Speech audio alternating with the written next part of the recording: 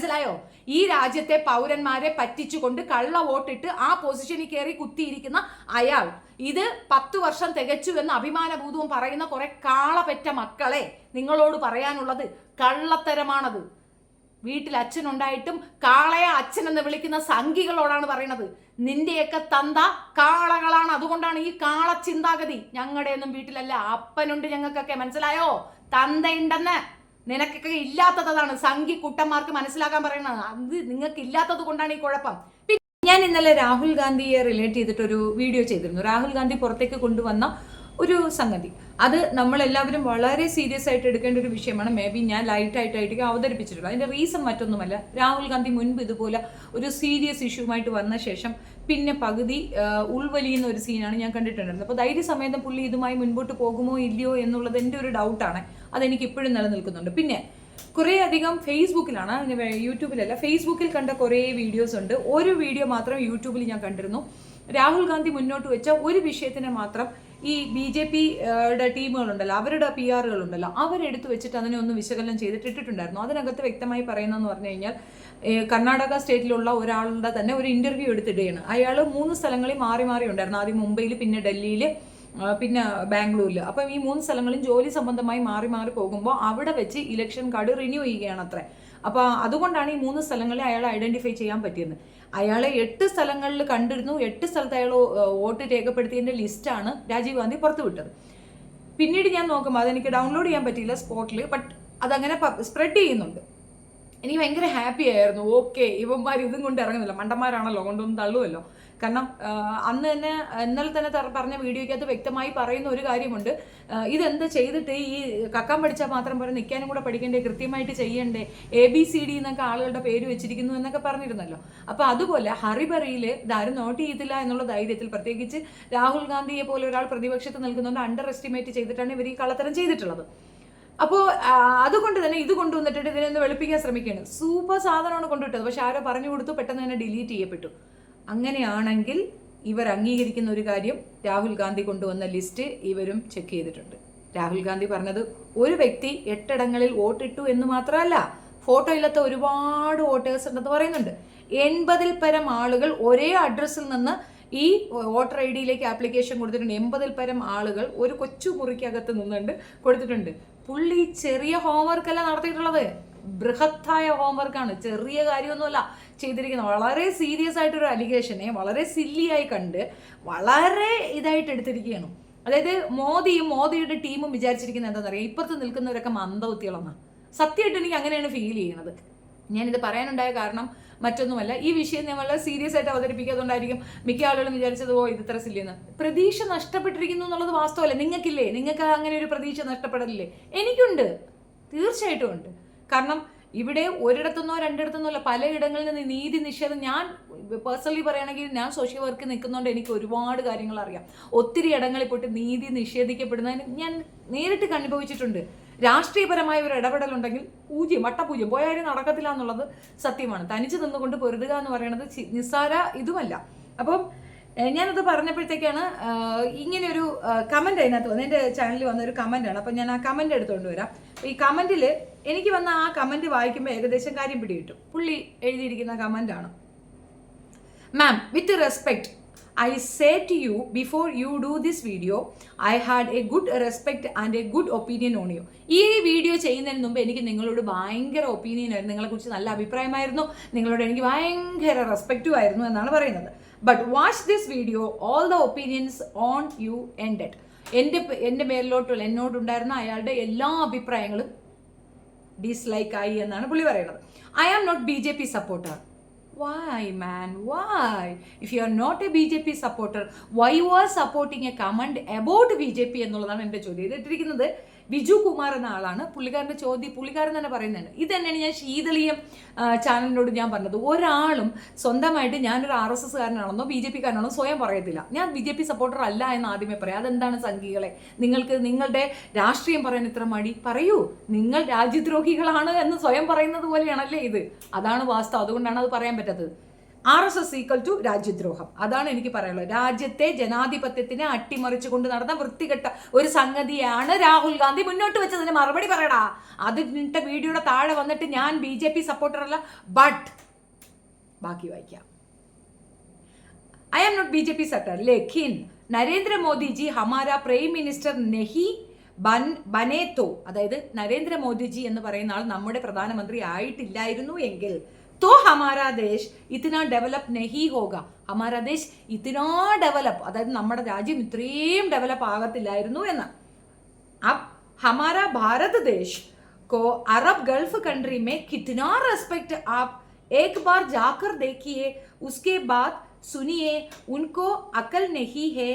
Main സോച്ചാ ആപ്കാ തോടാ അക്കൽ ഹോഗ. അതായത് Arab രാജ്യങ്ങളിലൊക്കെ ഭയങ്കര റെസ്പെക്റ്റ് ആണ് ഇന്ത്യക്ക്. അപ്പോൾ ഞാൻ വിചാരിച്ചു നിങ്ങൾക്ക് കുറച്ച് ബുദ്ധി ഉണ്ടാവുമെന്ന്. അവർക്ക് ബുദ്ധി ഇല്ലാത്തതുകൊണ്ടാണോ അവരിങ്ങനെ റെസ്പെക്ട് ചെയ്യണത് എന്ന്. മടുമണ്ട. ഇന്ത്യ ഒരു മതേതര രാജ്യമാണ്.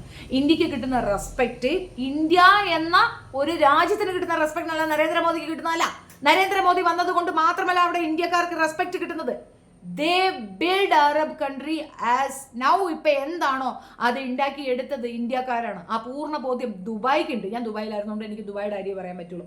ബാക്കിയുള്ള കൺട്രീസിന്റെ കേസ് എനിക്കറിയത്തില്ല. പക്ഷെ ദുബായ് അത് എപ്പോഴും പറയും, ആരെ എതിർത്താലും ആരെ വേണ്ടാന്ന് വെച്ചാലും ഇന്ത്യക്കാരെ വെറുതെ വിടരുത്, അവരെ ഉപദ്രവിക്കരുത്. കാരണം അവരാണ് നമ്മുടെ കൺട്രി ഇത്രയും ഡെവലപ്മെന്റിലേക്ക് കൊണ്ടുവന്നത് എന്ന് പറയും. അതായത് ഇന്ത്യയിലുള്ള ആൾക്കാർ അവിടെ പോയി ആ ഡിസേർട്ടിനെ ഈ രീതിയിലേക്ക് കൊണ്ടുവന്നിട്ടുണ്ടെങ്കിൽ ആ മനുഷ്യർ ഇവിടെ ഉണ്ടെങ്കിൽ എന്താകുമെന്ന് ചിന്തിക്കടാ സംഘി പൊട്ട. അവരെ മാനവ വിഭവശേഷി എന്ന് പറഞ്ഞുകൊണ്ട് വിദേശത്തേക്ക് പറഞ്ഞു വിടുന്നത് ആരാണടാ പൊട്ട? അത് ചോദിക്കുമ്പോൾ നിനക്കൊക്കെ ദേഷ്യം വന്നിട്ട് കാര്യമില്ല. യൂസഫ് അലി ചോദിച്ചൊരു ചോദ്യമുണ്ട് ഒരു പ്രാവശ്യം, എന്താണ് ഇത്രയും പ്രവാസികൾ ഇവിടെ ഉണ്ടാകുന്നത്? 75% പ്രവാസികൾ. നമ്മുടെ നാട്ടിൽ കേരളത്തിൽ 75% പ്രവാസികൾ എന്നാ പറയുന്നേ. അതിന്റെ അർത്ഥം എന്താണ്? ഈ പ്രവാസികളൊക്കെ ഇവിടെ ഉണ്ടായിരുന്നെങ്കിൽ ആ നാട്ടുകാർ അവകാശപ്പെടുന്നതിനേക്കാൾ കൂടുതൽ നമുക്ക് അവകാശപ്പെട്ടൂടെ? ഇന്ന് കേരളം ഫിനാൻഷ്യൽ ഇൻഡിപെൻഡൻസ് നേടിയതിന്റെ പിറകിൽ ഈ പ്രവാസികളാണ്. അതാണ്, അത് മനസ്സിലാവുന്നില്ലേ? അതിന്റെ അർത്ഥം മോദിയുടെ ഭരണം സൂപ്പർ ആണെന്നാണോ? പിണറായിയുടെ ഭരണം സൂപ്പർ ആണെന്നാണോ? എടോ, നമ്മുടെ മാനവ വിഭവശേഷി നമുക്ക് ഉണ്ടാവണം. അത് അന്യനാട്ടിലല്ല വിടേണ്ടത്. ഇവിടുത്തെ മെയിൻ ആൾക്കാരാണ് നാസയിലുള്ളത്. നമ്മുടെ ആൾക്കാർ അവിടെയാണ്, നാസയിലാണ് ഏറ്റവും കൂടുതലുള്ളത്. അവർക്കെന്താ? നമുക്കിവിടെ എന്താ അങ്ങനെ ഒരു സിസ്റ്റം ഇല്ലേ? നമുക്കിവിടെ റോക്കറ്റ് വിക്ഷേപിക്കണ്ടേ? നമുക്കിവിടെ ഇതൊന്നും വേണ്ടേ? ഈ ടെക്നോളജി ഒക്കെ നമുക്ക് ഡെവലപ്പ് ചെയ്യണ്ടേ? Why we are doing such as? മറ്റൊരു രാജ്യത്ത് പോയി മറ്റുള്ളവർക്ക് വേണ്ടി നമ്മൾ എന്തിനു വർക്ക് ചെയ്യണം? നമ്മൾ കൊടുത്താൽ തന്നെ ലേബർ ക്ലാസ്സിലുള്ള ആൾക്കാരെ കൊടുക്കുക. പക്ഷെ നമ്മൾ കൊടുക്കുന്ന ടെക്നോളജി ഡെവലപ്മെന്റ് ആയ അല്ലെങ്കിൽ ടെക്നിക്കലി ഡെവലപ്ഡ് ആയ ആൾക്കാരാണ് നമ്മൾ അങ്ങോട്ട് കൊടുത്തു വിടുന്നത്. എന്തിനാണ്? അവിടെ ടൂറിസവും ട്രേഡും മാത്രമേ ഉള്ളൂ. ദുബായിൽ എന്ത് മാങ്ങയാണ് ഇരിക്കുന്ന വെട്ടിക്കൊണ്ടുവരാൻ? വെള്ളം പോലും ഔട്ട്സോഴ്സ് ചെയ്യണവര് ഒന്നുമില്ല. നാട്ടില് കൺസ്യൂമർ സ്റ്റേറ്റ് ആണ്. പക്ഷെ അവിടുത്തെ ആ ഒരു ഡെവലപ്മെന്റ്സ് നിങ്ങൾ പോയാൽ കണ്ണ് ചിമ്മി നോക്കി നിന്ന് പോകും. ഇവിടുത്തെ മെജോറിറ്റി പോപ്പുലേഷൻ താമസിക്കുന്നത് അവിടെയാണ്. ബട്ട് അവർക്കാർക്കും അവിടെ താമസിക്കാനുള്ള യോഗ്യതയില്ല. അങ്ങനെയാണോ കൊടുക്കുന്നത്? 99 വർഷത്തേക്ക് ലീസ് എഗ്രിമെന്റ് മാത്രമാണ് കൊടുക്കുന്നത്. പക്ഷെ അവിടെ നിർത്തം വന്നാൽ ഇവിടെ വസ്തു വാങ്ങിക്കാൻ പറ്റുന്നുണ്ട്. എങ്ങനെയത്? ഇവിടുത്തെ ഈ രാഷ്ട്രീയ പേക്കൂത്തുകൾ, കോമാളികൾ കാരണം നഷ്ടപ്പെട്ടു പോകുന്ന നമ്മുടെ അസ്തിത്വമാണ്. ഇനി നിങ്ങളുടെ വാക്കുകളിലേക്ക് തന്നെ വരാം. ഡെവലപ്മെന്റ് ഓക്കെ, ക്യാ ഡെവലപ്മെന്റ് है? क्या डेवलपमेंट है? तुम क्या देखा है तुम डेवलपमेंट बारे में? हाँ, डेवलपमेंट हो गया. क्या डेवलपमेंट हो गया मालूम है? 2014 ശേഷം ഈ നാട്ടിൽ ഇല്ലാത്ത സ്പർദ്ധതയുണ്ട്.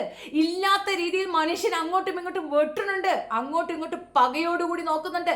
മതം ചോദിച്ചുകൊണ്ട് മനുഷ്യൻ സംസാരിക്കുന്നുണ്ട്. മതത്തിന്റെ അടിസ്ഥാനത്തിൽ, ജാതിയുടെ അടിസ്ഥാനത്തിൽ മാത്രം രാജ്യം ഭിന്നിപ്പിക്കപ്പെടുന്ന രീതിയിൽ ഒരു വൾഗർ സിറ്റുവേഷൻ ക്രിയേറ്റ് ചെയ്തിട്ടുണ്ട്. ഈ മതസ്പർദ്ധ ഇവിടെ ഉണ്ടാക്കിയെടുത്തത് ആരാണ്? 2014 ശേഷമാണ് ഈ ഭീകരാന്തരീക്ഷം.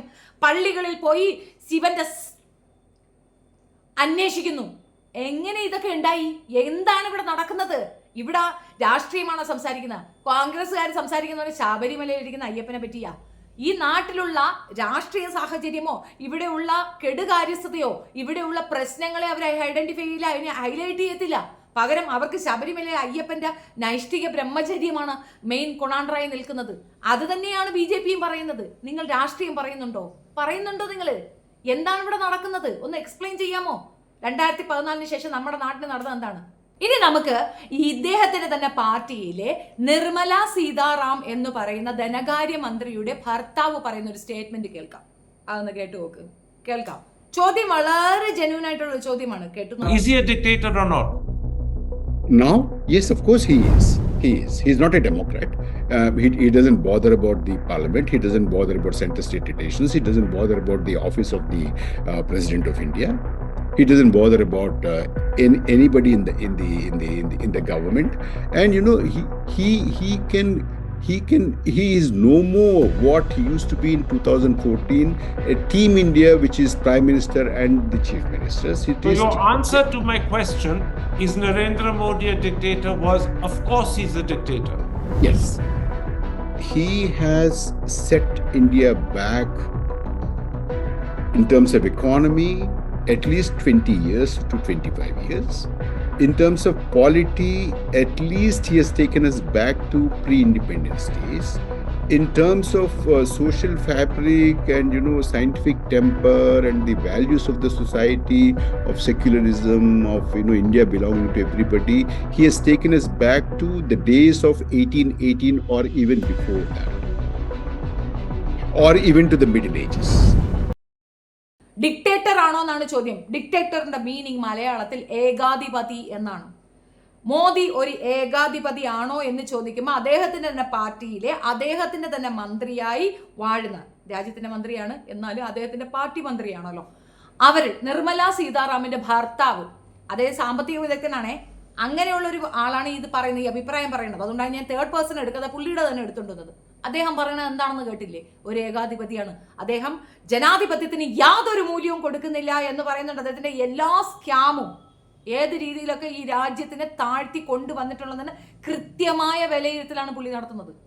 ഫുൾ വേർഷൻ ഞാൻ ഇവിടെ എടുത്തില്ല, ഫസ്റ്റ് കമന്റ് ഞാൻ പിൻ ചെയ്തു വെച്ചേക്കാം, പോയി കേട്ട് നോക്കണം. നിന്റെ ഇംഗ്ലീഷിൽ തന്നെയാണ് അവർ പറയണം, നീ ഇംഗ്ലീഷ് കേട്ടാൽ മതി, നീ ഇംഗ്ലീഷുകാരനല്ലേ, കുറച്ച് ഹിന്ദിയുണ്ട്, നീ പോയി അത് കേട്ട് നോക്കാം. അതിനകത്ത് വ്യക്തമായി അദ്ദേഹം പറയുന്നുണ്ട്. നിർമ്മലയ്ക്ക് ഈ പറച്ചിൽ പ്രശ്നമാകത്തില്ല എന്നൊരു ചോദ്യം വരാം. ഒരുപാട് കാര്യം അദ്ദേഹം പറയുന്നുണ്ട്. അദ്ദേഹത്തിന്റെ ഒരുപാട് വീഡിയോസ് നെറ്റിൽ അവൈലബിൾ ആണ്. അദ്ദേഹം പറഞ്ഞത് എന്താണെന്ന് വ്യക്തമല്ല. അതിന്റെ ഫുൾ വേർഷൻ ഞാൻ ഫസ്റ്റ് കമന്റ് പിൻ ചെയ്തു വെച്ചേക്കാം. ഇദ്ദേഹം ആരാണെന്ന് അറിയുമോ? നിർമ്മല സീതാറാമിന്റെ ഭർത്താവാണ്, നമ്മുടെ ധനകാര്യ മന്ത്രിയുടെ ഭർത്താവാണ്, എക്കണോമിക് വിദഗ്ധനാണ്. അദ്ദേഹം പറഞ്ഞത് എന്താണെന്ന് അറിയാമോ? നമ്മുടെ രാജ്യത്തിനെ 20, 25, 50 കൊല്ലത്തോളം പിന്നിലേക്ക് കൊണ്ടുപോയി എന്നാണ്. എന്ത് വികസനമാണ് അതിനകത്തുള്ളത്? എന്താണ്ടാ വികസനം? ഇതാണോ വികസനം? 80 വർഷം പഴമയിലേക്ക് നമ്മുടെ സംസ്കാരത്തിനെ കൊണ്ടുപോയെന്നാ പറയണേ. കറക്റ്റ് അല്ലേ? നമ്മൾ 80 വർഷം പഴയതിലേക്ക് നടക്കുകയാണ്, നമ്മൾ പിന്തിരിഞ്ഞ് നടക്കുകയാണ്. പശുവിനെ കൊണ്ടുവന്ന് നിയമസഭയെ കയറ്റണമെന്ന് പറയുന്നുണ്ട്. നിയമസഭയിൽ പശുവിന് എന്താണ് കാര്യം? പശു നിന്റെ മമ്മിയാണോ? അതിനെ അവിടെ കൊണ്ടുവന്ന് കയറ്റുന്നേ? സീരിയസ് ആയിട്ട് ഒരു വിഷയം ഇട്ടിരിക്കുമ്പോൾ അതിന്റെ താഴെ വന്നിട്ട് തോന്നിവാസം എഴുതി വെക്കരുത്, മനസ്സിലായോ? ഷെഫീന ബീവിയുടെ ചാനൽ, അത് മറന്നു പോകണ്ട.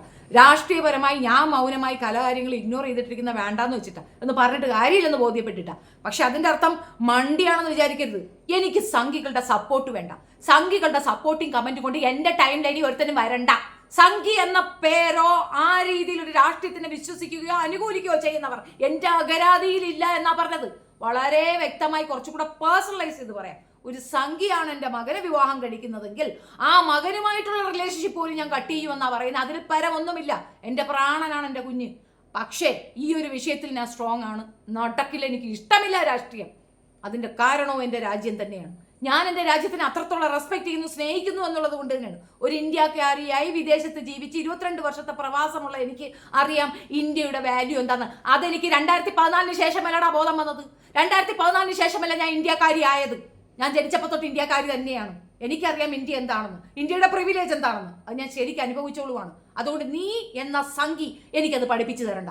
നിന്റെ മൊണ്ണ കമന്റ് നീ ഇന്ന് ഇറങ്ങി പൊയ്ക്കോണം എൻ്റെ ചാനലിൽ നിന്ന്, മനസ്സിലായല്ലോ? മേൽക്കൊണ്ട് ഇത്തരം വൾഗർ കമന്റ് വിട്ടുകൊണ്ട് എൻ്റെ ഇതിനകത്തേക്ക് വരാൻ പാടില്ല. എനിക്ക് അക്കൽ നഹി ഹെ, is Bare may Mera pass അക്കൽ നഹി ഹെ, മുझे അക്കൽ നഹി മാംഗതാ, തും രഖോ തുമാരാ പാസ് ജോ അക്കൽ. മനസ്സിലായാ? ഇത്തരം വൃത്തികേടുകളെ സപ്പോർട്ട് ചെയ്യുന്ന തരമുള്ള മന്ദബുദ്ധി തരം എൻ്റെ തലയിലില്ല, എൻ്റെ തലച്ചോറിലില്ല. എൻ്റെ തലയിലെ തട്ടമാണ് നിനക്ക് ബുദ്ധിമുട്ടെങ്കിൽ അതേ ഞാൻ തട്ടമിട്ടവൾ തന്നെയാണ്. ഞാൻ ഇന്ത്യ രാജ്യക്കാരിയാണ്. എൻ്റെ നാട് ഇന്ത്യ തന്നെയാണ്. ഞാൻ ഇന്ത്യൻ പൗര തന്നെയാണ്. ഇന്ത്യയുടെ നാശം എന്റെയും നാശമാണെന്ന് തിരിച്ചറിവുകൊണ്ടാണ് ഇതിനെതിരെ നിൽക്കുന്നത്. ഇപ്പൊ കണ്ടുപിടിച്ച രാഹുൽ കൊണ്ടുവന്നതിന് മറുപടി പറയാനുണ്ടെങ്കിൽ പറയണടേ, കേക്കട്ടെ. അതിനുത്തരവുണ്ടോ നിനക്കൊക്കെ?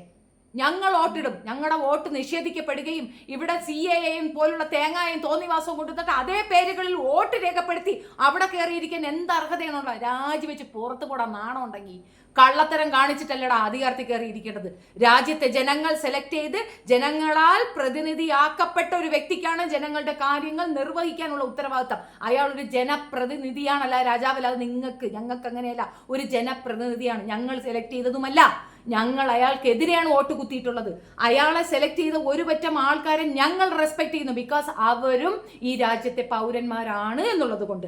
അതിൻ്റെ അർത്ഥം പൂർവാധികാരം ഇയാളുടെ കയ്യിലല്ല, ഞങ്ങളുടെ അവകാശമാണ് ഞങ്ങളുടെ രാജ്യം.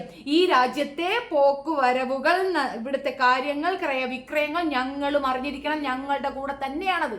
അങ്ങനെ അല്ലാതെ ഈ രാജ്യത്തെ പൗരന്മാരായ ഞങ്ങളെ നീക്കി നിർത്തിക്കൊണ്ട് നിങ്ങൾക്കൊരു തീരുമാനമെടുക്കാൻ പറ്റില്ല എന്ന സ്വയബോധം നിനക്കൊക്കെ ഉണ്ടാവണം. അതില്ലാത്തത് കൊണ്ടാണ് ഈ കുഴപ്പം. രാജ്യം എന്താണെന്നും രാഷ്ട്രീയം എന്താണെന്നും അറിയാത്ത വാഴകളോട് സംസാരിക്കാൻ ഞാൻ താല്പര്യപ്പെടുന്നില്ല.